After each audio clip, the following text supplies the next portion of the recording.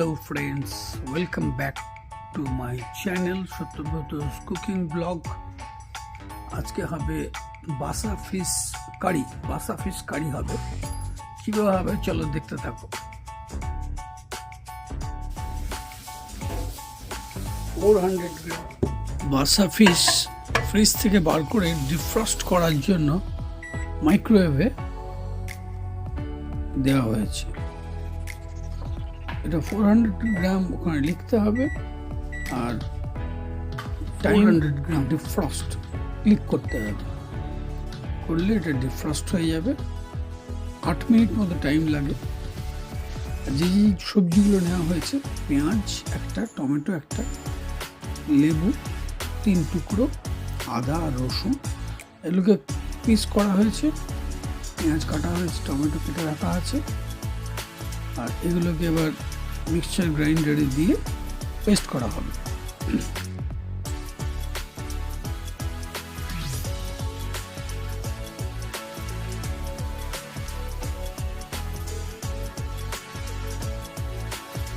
তোমরা যারা আমার এই চ্যানেলটা প্রথমবার দেখছো তারা সাবস্ক্রাইব করে দিও। কিছু ধনে পাতা ছিল, সেগুলোকে চপড করে রাখা হয়েছে, সেগুলো দিয়ে দেওয়া হয়েছে এর মধ্যে। আর বাসা ফিশগুলোকে ডিফ্রস্ট করার পর এগুলোকে ছোট ছোট পিস করে কেটে রেডি করা হয়েছে। এর মধ্যে একটু সল্ট দেওয়া হচ্ছে,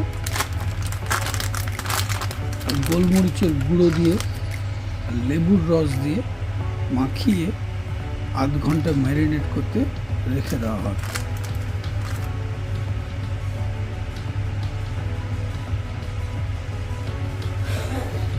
একটু হলুদ দেওয়া হয়েছে।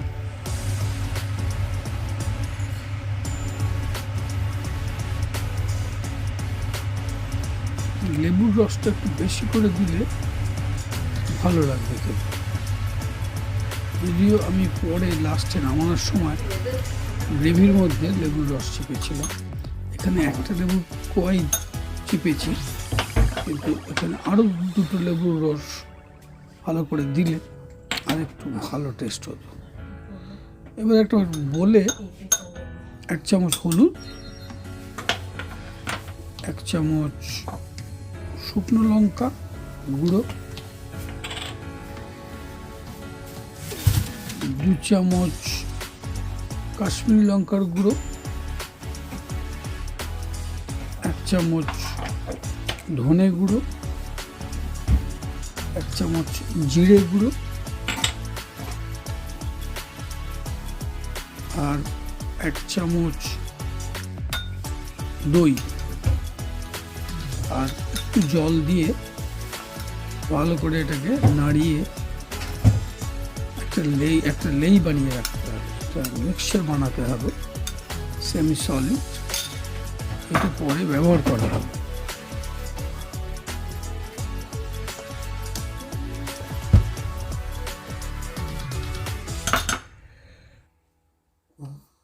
এখানে এই দইটা পাওয়া যায় অস্ট্রেলিয়াতে, খুব ভালো টেস্ট। এই দইটাকে ভালো করে ফেটাতে হবে, ফেটিয়ে এটা রেখে দিতে হবে। এটা কখন ব্যবহার করা হবে পরে দেখাচ্ছি।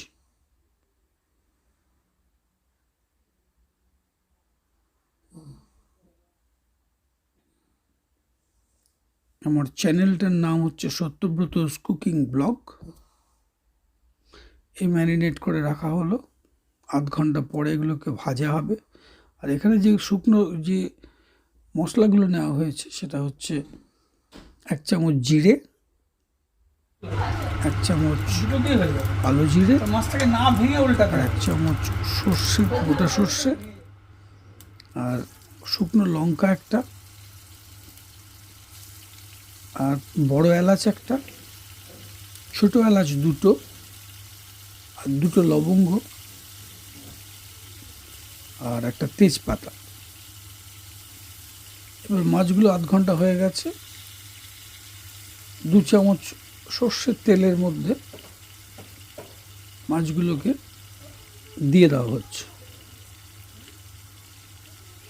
এটাকে প্রথমেই নাড়ানাড়ি করলে হবে না, কিছুক্ষণ এগুলোকে সেটেল করতে দিতে হবে।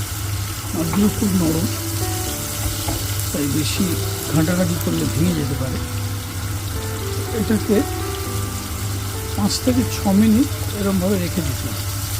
একটু শক্ত হয়ে গেলে তারপরে দুটো হাতা দিয়ে বা চিমটে পাওয়া যায়, সেগুলো দিয়ে উল্টে দিতে হবে। আস্তে আস্তে তলাটাকে ছাড়িয়ে নিয়ে এক পিঠ ভাজা হয়ে গেলে তারপরে আরেক পিঠ দেওয়া যাবে।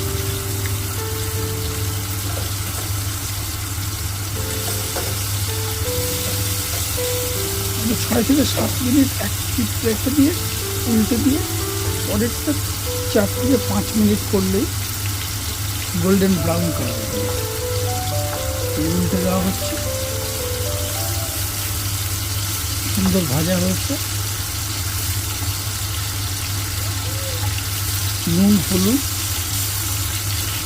লেবুর রস, গোলমরিচ দিয়ে ম্যারিনেট করা ছিল আর কি। উল্টো দিক থেকেও ভালো করে ভেজে দিতে হবে।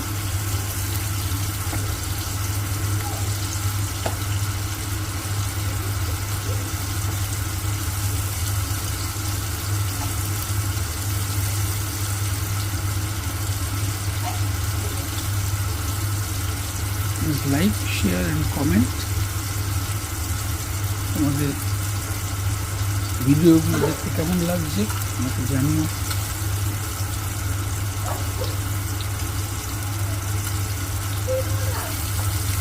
তোমরা দেখছো সত্যব্রতা'স কুকিং ব্লগ। নানা রকম রান্নাবান্নার ভিডিও দেওয়া হয় প্রতি বুধবার আর রবিবার। এছাড়াও যদি অনেকগুলো বেশি ভিডিও হয়ে যায় তখন মাঝখানে দিয়ে দিই, আর শর্ট ভিডিও দিই।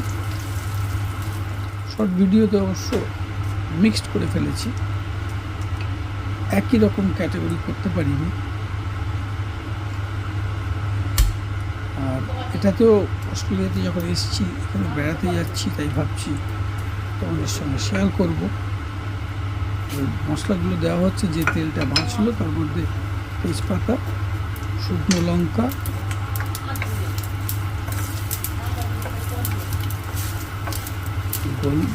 বড় এলাচটাকে একটু ফাটিয়ে দিলাম যাতে সিডগুলো যাতে বেরিয়ে যায়। আর ওই জিরে, কালো জিরে, সাদা জিরে, সর্ষে, গোটা সর্ষে আর ছোটো এলাচ, লবঙ্গ ফোড়ন দিয়ে এর মধ্যে ভালো করে কষে দিয়ে তারপরে এর মধ্যে এই যে টমেটো, পেঁয়াজ, কাঁচা লঙ্কা, আদা রসুনের পেস্ট এটা আবার দেওয়া হবে। মশলাটা ভালো করে ভাজা হয়ে গেছে, ব্রাউন কালার এসছে। এবারে এই মশলাটা দিতে হবে, পেস্টটা পুরোটা দিলাম না, যেহেতু মাছ অনেক কম, এত পেস্ট ঝোল অনেক বেশি হবে, আমাদের এত ঝোল লাগবে না, তাই একটু পেস্ট বাঁচিয়ে দিলাম। গ্যাসটা একটু বাড়িয়ে দিলাম। আসলে গ্যাসটা চালানো অবস্থায় যদি ঢালা হয় তাহলে অনেক সময় ও হাই ফ্লেম আগুনটা উপরের দিকে উঠে আসে, সেই জন্য গ্যাসটা বন্ধ করে দিয়েছিলাম। মশলাটা দিয়ে, পেস্টটা দিয়ে তারপর আবার চালিয়ে দিয়েছি। এবার 1 চামচ নুন দেওয়া হচ্ছে পরিমাণ মতো, ভালো করে মিশিয়ে নেওয়া হবে মশলার সাথে।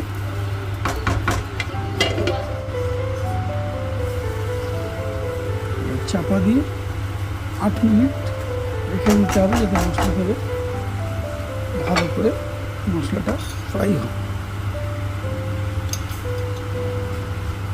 7 থেকে 8 মিনিট চাপা দিয়ে মশলাটাকে কষে নিতে হবে। যেটা বলছিলাম, ইউটিউবের রুলস অনুযায়ী ক্যাটাগরি যা থাকবে সেই ক্যাটাগরিতেই তোমাকে ভিডিও দিতে হবে। মিক্সড করলে প্রবলেম হয়। এবার ওই পাউডারগুলো যেগুলো দই দিয়ে পেস্ট করে, দই দিয়ে মাখিয়ে রাখা ছিল, সেইটার মধ্যে দিয়ে দেওয়া হলো। এটাকেও আরও 5-6 মিনিট ভালো করে কষতে হবে, চাপা দিয়ে দিয়ে। কি করবো, ওই ঝোলটা দিয়ে দেবো নাকি কম ঝোল খাবে? কষা হয়, আর কোনো আইটেম না থাকে তা তাও 4-5 মিনিট লাগবে কষতে। যদি খুব শুকিয়ে যায় তাহলে একটু জল দিতে হবে, যাতে ঝোলটা খেতে খুব ভালো লাগে।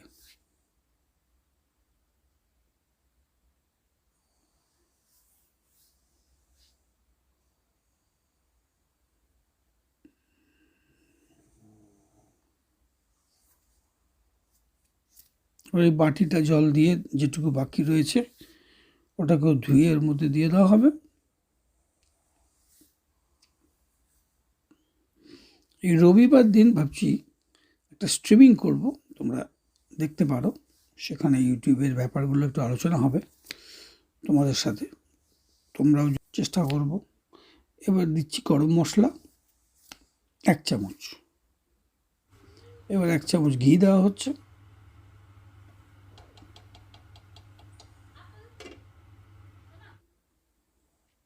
এবার ভালো করে নেড়ে নেওয়া হবে।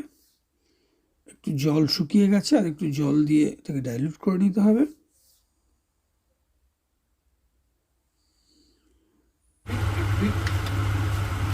একটুখানি গুড় দেওয়া হলো, সামান্য একটু গুড়।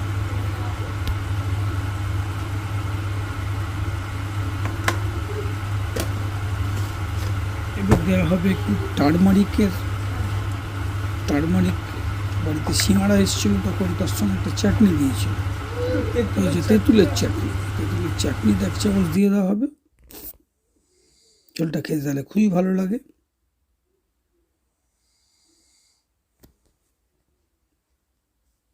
আর একটু জল দেওয়া হচ্ছে, ঝোলটা বড্ড শুকিয়ে গেছে,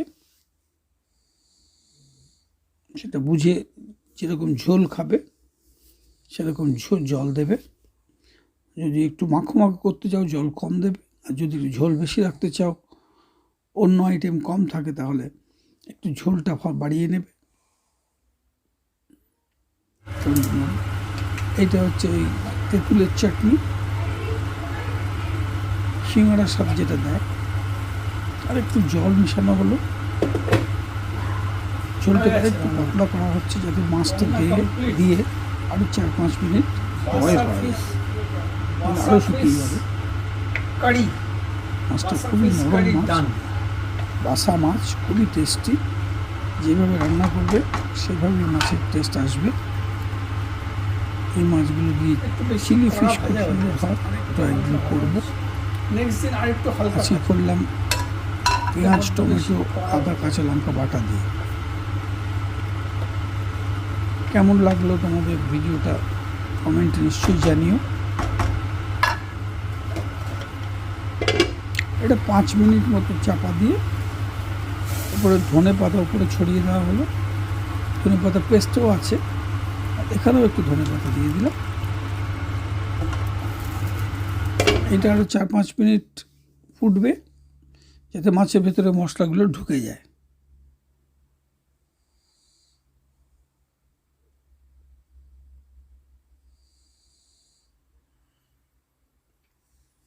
please subscribe my channel.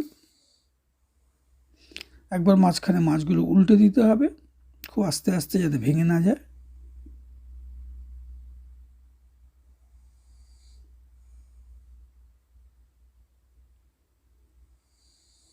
Almost basa fish curry with lemon complete হতে চলেছে। গরম ভাতের সাথে জমে যাবে। তোমরাও করে দেখো কেমন লাগে, আমাকে জানিও কমেন্টে। Thank you for watching. আবার নতুন কোনো ভিডিওতে দেখা হবে। বাই।